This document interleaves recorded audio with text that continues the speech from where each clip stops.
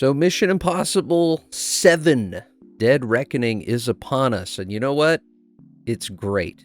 It's the ultimate popcorn movie. And when I say that, I mean not only is it endlessly entertaining and fun and full of tension and mystery, and it's just a great watch, but I also mean it's the ultimate popcorn movie because like every other Mission Impossible, like a day after seeing it, I already really can't remember what happened. It just kind of fades in your memory, which is interesting because at the time when you're sitting in your seat, you're just absolutely thrilled. But then as time passes, the dialogue fades out, the scenes kind of blend together. And you know, me personally, I've had this experience with just about every Mission Impossible movie. And to give a little background on me and the Mission Impossible series, I think I'm like most people. You know, I think there are some few diehard guys who have like Mission Impossible shrines and read books on it and lore and all that. But in general, they kind of just come and they go. This isn't like James Bond. This isn't Marvel. There's not a big cult following. And so when I try to think of the Mission Impossible movies, they all kind of blur together. You know, I certainly remember the first one. It's the only one that has kind of a concrete structure in my mind. I remember the scenes. I remember there was actually some decent dialogue. But I was supremely confident, having tasted the goods. Which disappears in the following sequels.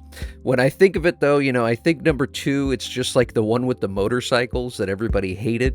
Number 3 was the one with Philip Seymour Hoffman, and he was really bad, but literally I can't remember another thing about it. Number 4, the only thing I remember was there was a scene at like the Burj Khalifa in Abu Dhabi or something, and I what I do know about number 4 was that was when they kind of established the Mission Impossible formula, which 4, 5, 6, and 7 would ultimately become. Now, I had to look this up, but 5 was the one, and I do remember this, where Rebecca Ferguson showed up pretty much out of nowhere. That was kind of her big break, and she was absolutely beautiful and enchanting, and it was just a really good movie. There was great chemistry between her and Tom Cruise. On top of anything else that happened, I remember there was a creepy guy with kind of a wispy voice, and that's it. You know, that's all, you know, memorable dialogue? No, that's gone. It's just those images in my mind.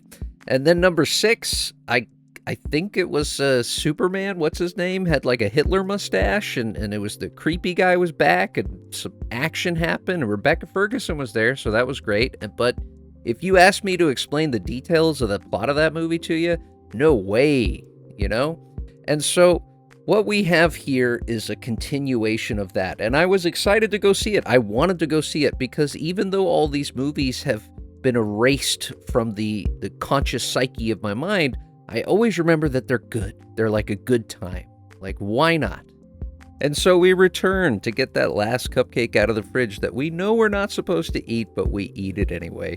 And you know, the most non-spoilerific plot overview I can give you is it's Ethan and the team, and the world is at stake. There's a technology that has the capability of destroying the world. So basically, like every other Mission Impossible, and pretty much every movie these days, you know, you think we're kind of suffering from exhaustion at world-ending stakes at this point. But this is one of the highest compliments I can pay to the movie, is you don't get exhausted. In fact, the whole world-ending stakes are kind of pushed on the back burner, and that's where you get inside the famous Mission Impossible action scenes, which are so damn creative, it's unbelievable. And that's probably the first thing I would want to talk about, because that is kind of the backbone of the movie when you talk about it, are the action scenes. What's happening, what's going on. And what immediately impressed me from minute one this movie grabbed me, is when they do a setting, they do a scene, it's not just a car chase.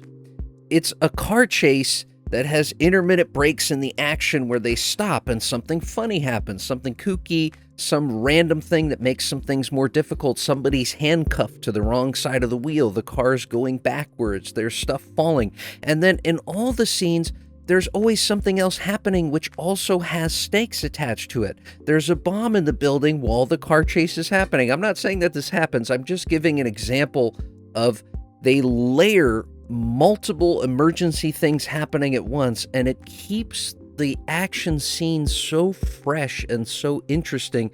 And also, more importantly, what I was thinking about early in the movie, there's a specific scene that's taking place in an airport. The tension is beautifully constructed. And all of these scenes start out kind of slow. You know, they're on the mission, they've got a goal, they're doing the thing.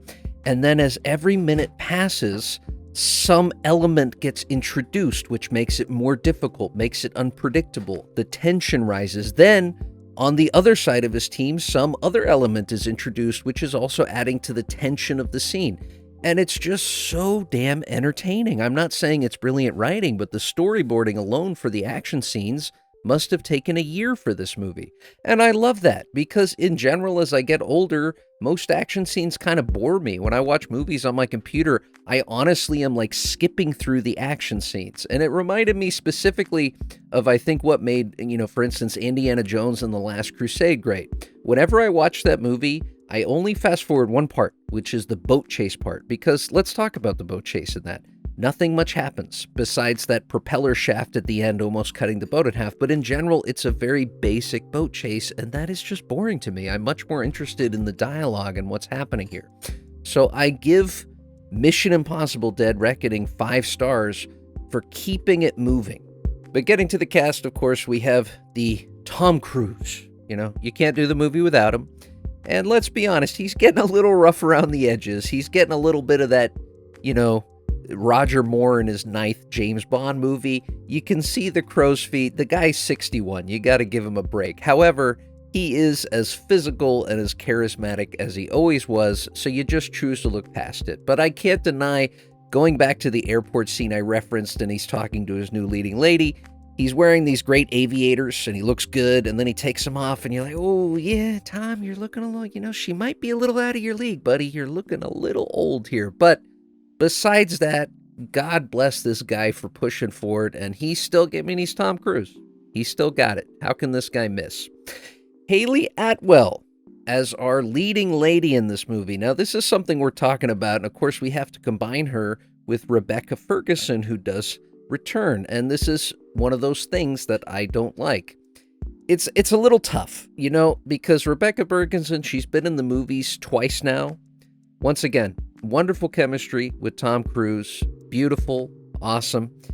In this movie, she's kind of relegated to a back character. And this movie still very much follows the Mission Impossible pattern. So Haley Atwell, in essence, basically replaces Rebecca Ferguson as the beautiful lady who Ethan's going on his adventures with. And I loved Haley Atwell in this movie, but it did make me a little disappointed. I feel Rebecca Ferguson was kind of underutilized. I also don't understand, and I don't think this is a spoiler, Tom Cruise, or Ethan, is confronted, as he always is in these movies, with, oh, if you don't do this, I'm going to kill this person or that person, one of these things. And for some reason, his new sidekick, Haley Atwell, who has done nothing in the movie except belittle him and betray him and steal from him and just run away from him at any moment she can, he for some reason is treating her as an equivalent value of his loyal team members who've been through death and fire with him 1,000 times over, and I just don't quite understand that.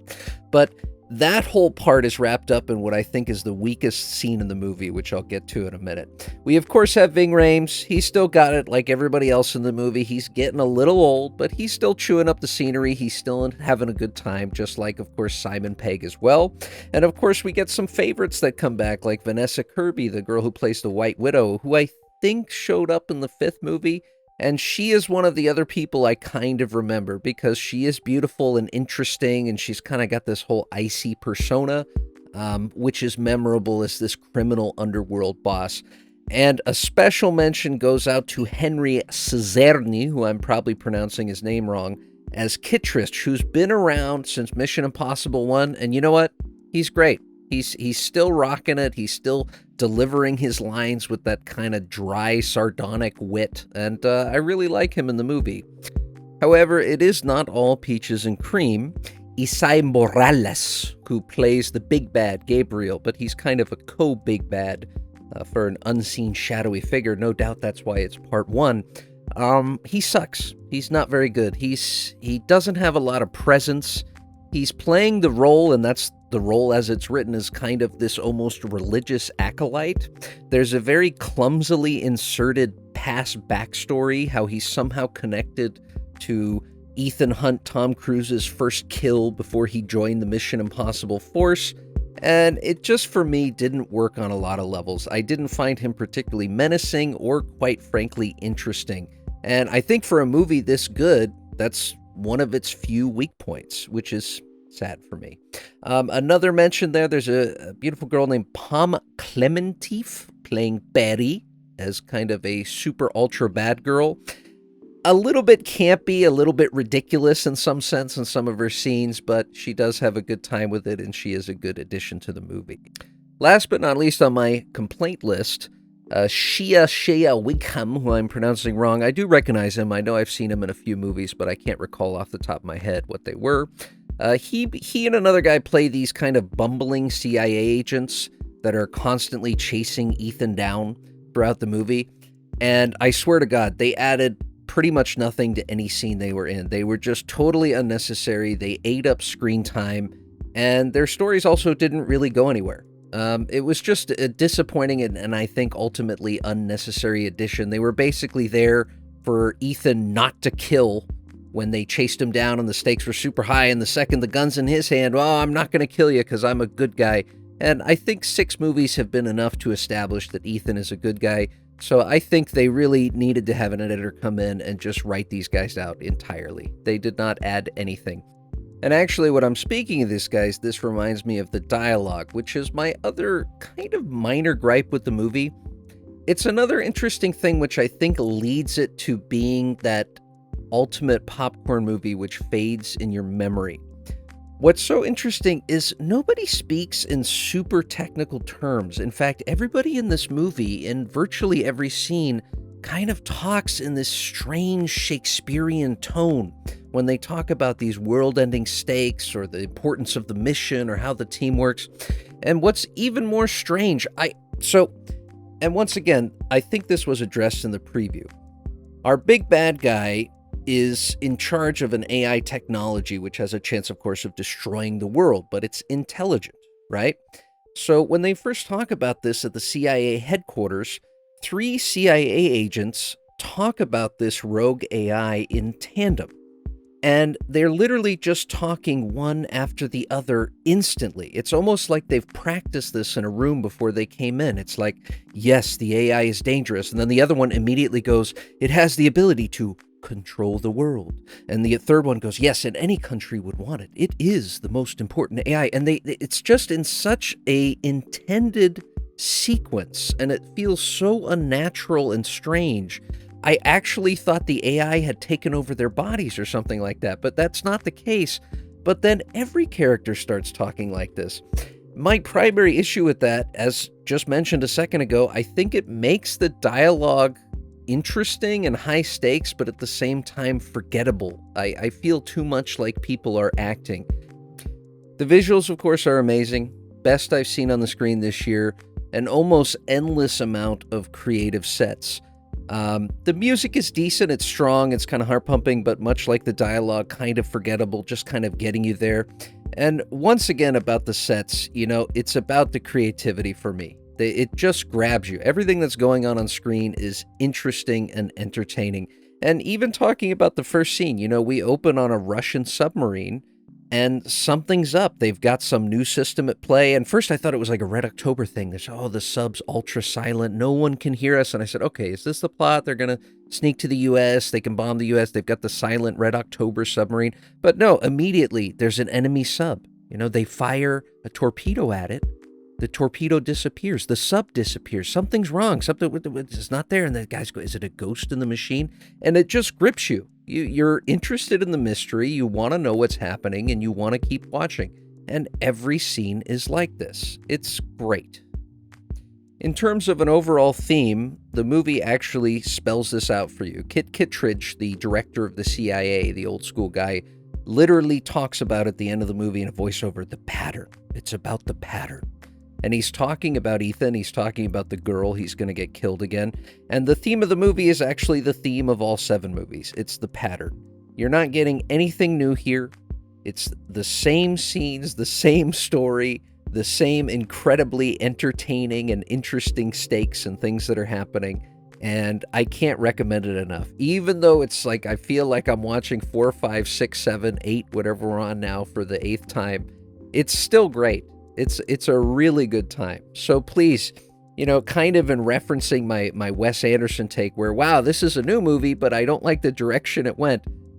This movie I highly recommend, if only for a great 2.5 hours, I think it is. It's quite long, but it certainly takes you all the way there, with the exception of one weak middle scene. I actually didn't get to complain about that, but there's a scene in the movie, if you're watching it, you know what I'm talking about, that takes place in a nightclub, and I think it drags. It has a kind of dreamlike quality to it. There's a lot of knives involved, which doesn't make any sense to me. Like, baby, we have guns. People have guns here. And a serious, last but not least, insult: those useless CIA bumbling fools that follow Ethan around show up, and they literally say, "Let's go into a nightclub." It's the most forced, ridiculous excuse to put these guys in this scene that I've ever heard in my life. Let's go into this nightclub. And not only that, there's no point to them being in the scene. Nothing happens after that. But anyway, that middle section, I feel that it drags just a teeny tiny little bit. And I think that's the one unfortunate part there. But otherwise, the movie is so much more worth watching. And once again, talking about the theme, it's about the pattern. And even as I say this, the movie is fading from my memory. The scenes, it's all just kind of blending together. And I can guarantee you that a year from now, the only thing I'll remember is it was that Mission Impossible with the airport scene and the train scene, and that's it. So anyway, I hope you enjoyed it. If you're still here, please feel free, if you want to, subscribe, and for sure, comment. Agree with me, disagree with me, love to hear it. Never afraid to be turned around. Have a good night and stay safe. Bye.